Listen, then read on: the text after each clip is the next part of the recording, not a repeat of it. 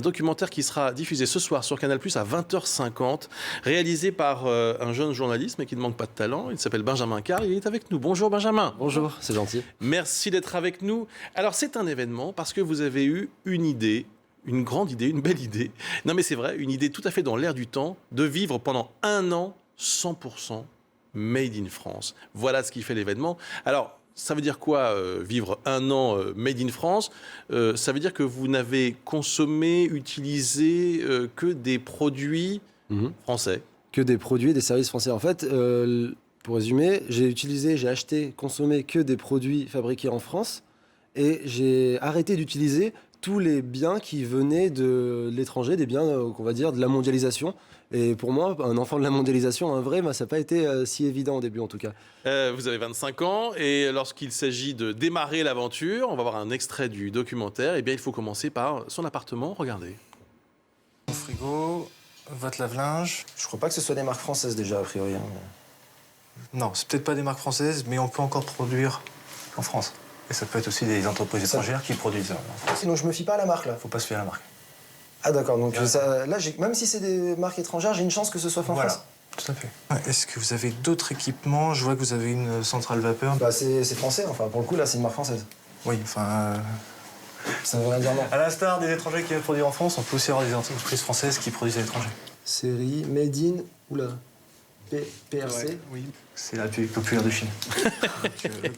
Alors ça, c'est un monsieur qui fait un audit. Il vient chez vous faire un audit. C'est un expert du label Origine France Garantie. Et vu que c'est tellement compliqué de savoir ce qui est français, ce qui ne l'est pas, en fait, il m'a aidé au début et à la fin aussi pour me labelliser. Et au début, en fait, il est venu me dire que dans mon appartement, il n'y avait que 4,5% de produits qui avaient été fabriqués en France. Tout le reste, il a fallu il a fallu le liquider ou m'en débarrasser. Est-ce que c'est Arnaud Montebourg qui vous, avec sa célèbre marinière, la fameuse une de ce journal, qui vous a donné l'idée de vous intéresser à ce sujet? Mais en fait, c'est en partie lui parce que le Made in France, c'était devenu à la fois une thématique, un élément de langage pour les politiques et quelque chose de très présent dans toute la presse, dans tous les médias. C'était une façon de parler de la fabrication française, mais nous, on est parti du principe que on savait pas ce qu'on fabriquait en France, quoi, et que pour la meilleure façon de le faire, c'était peut-être de s'immerger dedans au quotidien et comme ça, de mieux comprendre peut-être pourquoi on fait plus de réfrigérateurs, pourquoi on fait plus de téléviseurs, pourquoi on fait plus de téléphone portable aujourd'hui, et pourquoi,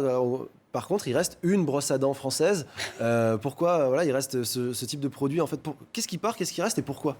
C'était ça un peu la question. Pas de télé, pardon. Pas de télé, pas de téléphone, tout ça, c'est pas un peu l'âge de Cro-Magnon. Made in France, c'est vivre comme il y a... Eh ben, malheureusement, c'est un peu le constat. C'est assez cinglant, mais vivre Made in France, moi, j'ai eu l'impression, et c'est pour ça que je suis allé le voir, dans le film, on le voit, je suis allé voir mon grand-père parce que je vis un peu comme lui. Et encore, lui, il avait un réfrigérateur.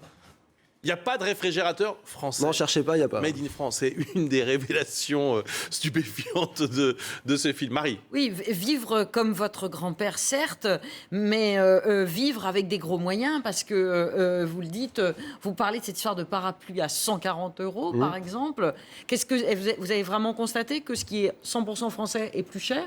Alors, beaucoup plus cher, dans quelle proportion? À produit équivalent, ce qui n'est pas tout le temps le cas, par exemple, il n'y a pas de basket à proprement parler de running française, donc on ne peut pas comparer les prix là-dessus, mais tous les produits fabriqués en France sont toujours forcément un peu plus chers que leur équivalent chinois ou asiatique globalement, parce que tout simplement le coût du travail est beaucoup plus élevé en France, donc ça se répercute sur le prix final.